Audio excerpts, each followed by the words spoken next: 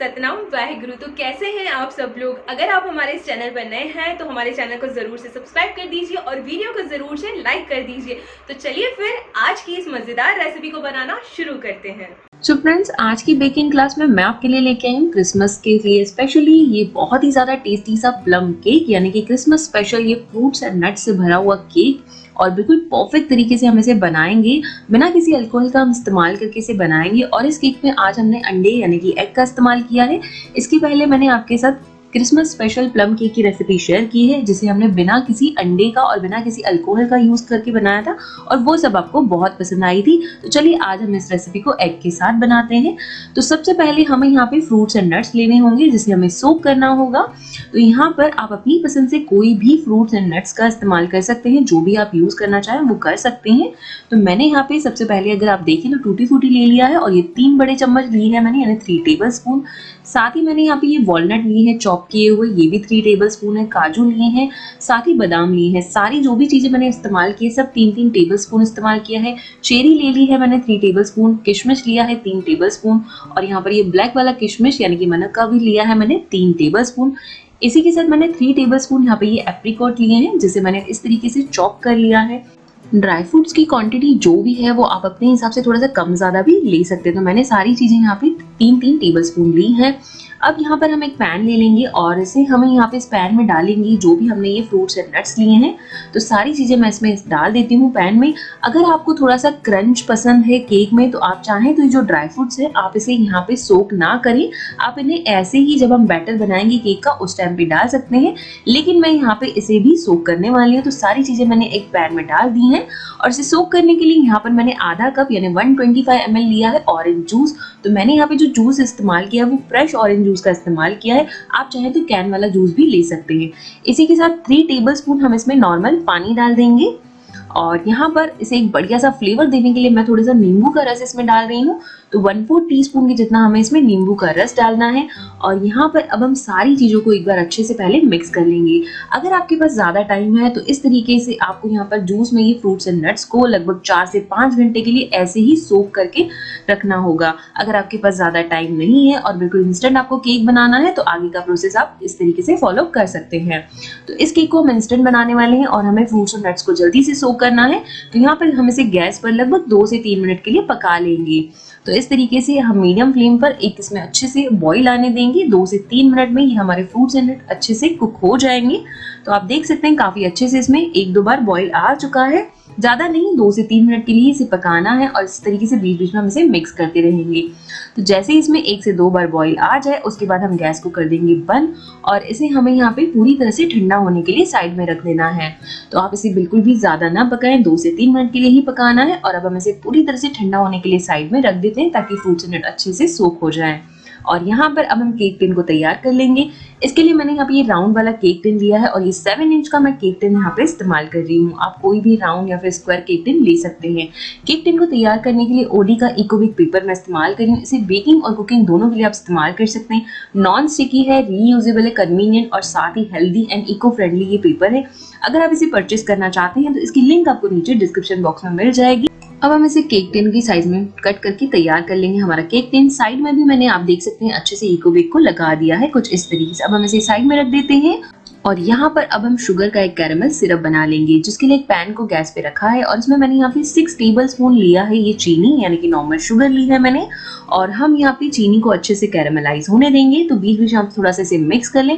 Gas को बिल्कुल low flame पे रखना है हमें। और चीनी अच्छे से आप देख सकते हैं मेल्ट होने लगी और अच्छे से कैरेमलाइज हो गई है। काफी बढ़िया से इस पे कलर भी आ गया है। तो यहाँ पर अब हम इसमें लगभग 2 बड़े चम्मच के जितना पानी डालेंगे। पानी को आप इस तरीके से थोड़ा थोड़ा करके डालें, अच्छे से इसे मिक्स कर लें और लगभग हम इसे 1 से 2 मिनट के लिए पका लेंगे। कंटिन्यूसली हमें इसे चलाते रहना है पानी डालने के बाद और लो मीडियम फ्लेम पर हम इसे लगभग 1 से 2 मिनट के लिए पका लेंगे। और ये जैसे जैसे कुक होते जाएगा ये थोड़ा सा गाढ़ा होते जाएगा। तो बिल्कुल बढ़िया से हमारा ये कैरेमलाइज शुगर का जो सिरप है वो बिल्कुल अच्छे से तैयार हो चुका है। अब हम इसे पूरी तरह से ठंडा होने के लिए साइड में रख देंगे। यहाँ पर अब केक बैटर बना लेते हैं। तो सबसे पहले यहाँ पर एक बर्तन में हम डालेंगे आधा कप पाउडर चीनी। तो मैंने यहाँ पे ये जो पाउडर चीनी इस्तेमाल की है, ये ब्राउन वाला शुगर होता है वो मैंने लिया है। अगर आपके पास ब्राउन शुगर नहीं है तो नॉर्मल आप व्हाइट शुगर का भी इस्तेमाल कर सकते हैं। तो मैंने यहाँ पे ये ब्राउन शुगर का इस्तेमाल किया है आधा कप पाउडर करके। आधा कप ही मैंने इसमें ऑयल डाल दिया। ऑयल जो इस्तेमाल करें वो स्ट्रॉन्ग फ्लेवर वाला नहीं होना चाहिए। 1 टीस्पून वनीला एसेंस डाल देंगे। एसेंस डालना बहुत ज़रूरी है क्योंकि इस रेसिपी में हम आगे एग इस्तेमाल करने वाले हैं। अच्छे से अब हमें यहाँ पे सारी चीज़ों को 1 मिनट के लिए बीट करना होगा। इसके लिए मैं यहाँ पे इलेक्ट्रिक बीटर का इस्तेमाल कर रही हूँ। इलेक्ट्रिक बीटर का इस्तेमाल करते हुए हम इसे लगभग 1 मिनट के लिए अच्छे से यहाँ पे विप कर लेंगे ताकि सारी चीज़ें आपस में अच्छे से मिक्स हो जाए। तो यहाँ पे इलेक्ट्रिक बीटर जो मैं इस्तेमाल कर रही हूँ अगारो ब्रांड का है। एक अफोर्डेबल अगर आप बीटर देख रहे हैं तो आप इसे ज़रूर से ले सकते हैं। इसकी लिंक भी आपको नीचे डिस्क्रिप्शन बॉक्स में मिल जाएगी।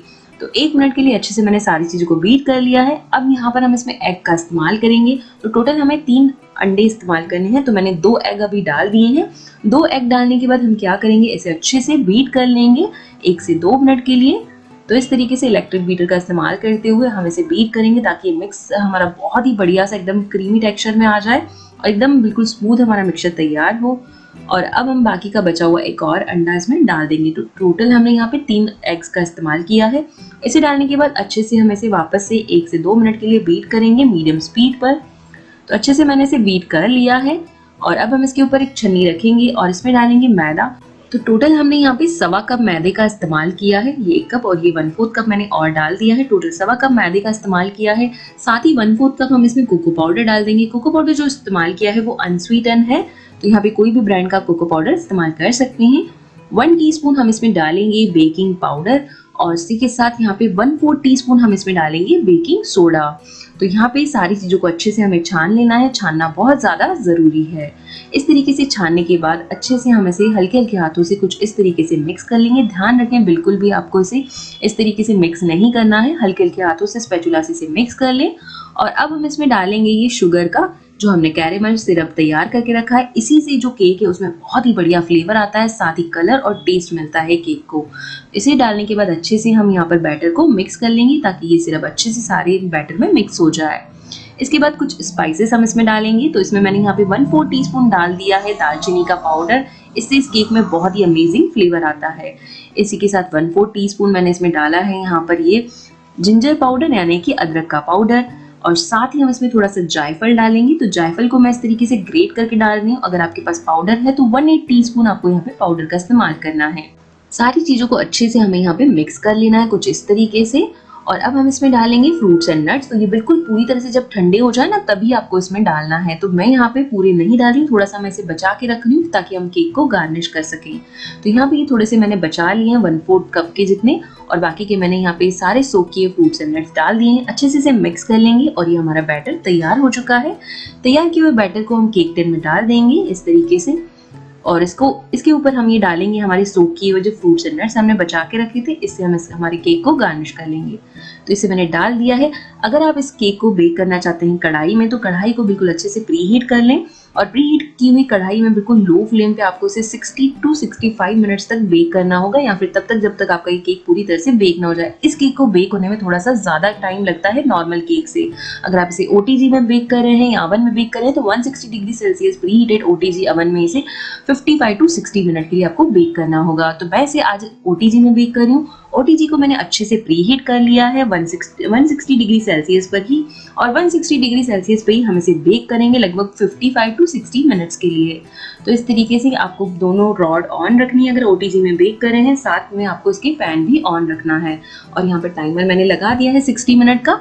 तो 55 to 60 मिनट्स में हमारा केक बहुत ही बढ़िया से बेक हो जाएगा। इसे बेक करने के लिए जो OTG में इस्तेमाल कर रही है अगारो ब्रांड का ग्रैंड 40 लीटर का एक OTG है। इस OTG में आप बेकिंग, ग्रिलिंग, टोस्टिंग सारी चीज़ें इस एक ही OTG में कर सकते हैं। काफ़ी अमेजिंग सा ये OTG मैं इसे काफ़ी टाइम से यूज़ कर रही हूँ। इसकी परचेस लिंक भी आपको नीचे डिस्क्रिप्शन बॉक्स में मिल जाएगी, आप ज़रूर से चेक कर सकते हैं। तो टोटल मुझे इसे 65 मिनट्स लगा था इस केक को बेक करते हुए। तो 160 डिग्री सेल्सियस पे ही आपको इसे बेक करना है अगर आप OTG या फिर ओवन में बेक कर रहे हैं।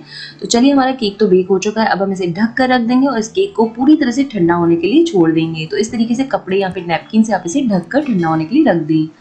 केक जब पूरी तरह से हमारा ठंडा हो जाएगा तो हम इसे डीमोल्ड कर लेंगे। केक हमारा काफ़ी अच्छे से डीमोल्ड हो गया है और बहुत ही बढ़िया से हमारा केक यहाँ पे बेक हुआ है।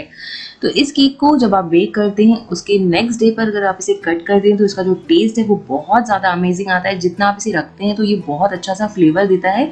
तो मैं इस केक को नेक्स्ट डे पे कट करने वाली हूँ और मैं आपको कट करके दिखाती हूँ केक हमारा किस तरीके से बना है। आप देख सकते हैं काफ़ी सॉफ्ट है, कट करते ही पता चल रहा है, एकदम मॉइस्ट बना है हमारा केक। अंदर भी अगर आप देख रहे हो फ्रूट्स एंड नट्स आपको पूरे केक में दिख रहे हैं। इतना टेस्ट इसका अमेजिंग आता है अगर आप इस केक को इस तरीके से बनाते हैं। बहुत बहुत आपको ये पसंद आएगा। ज़रूर से इस केक को आप ट्राई कीजिए। ये रेसिपी बिल्कुल परफेक्ट मेजरमेंट के साथ मैंने आपके साथ शेयर की है। ज़रूर से बनाइए, आपको ये रेसिपी बहुत ज़्यादा पसंद आएगी। इस रेसिपी को आप ट्राई करते तो इसकी फ़ोटोज़ हमें इंस्टाग्राम पे ज़रूर से शेयर कर सकते हैं। साथ ही कमेंट करके ज़रूर बताएं कि आज की रेसिपी आपको कैसी लगी। चैनल पर न्यू है तो प्लीज़ चैनल को ज़रूर से सब्सक्राइब कर दीजिएगा। Thank you for watching.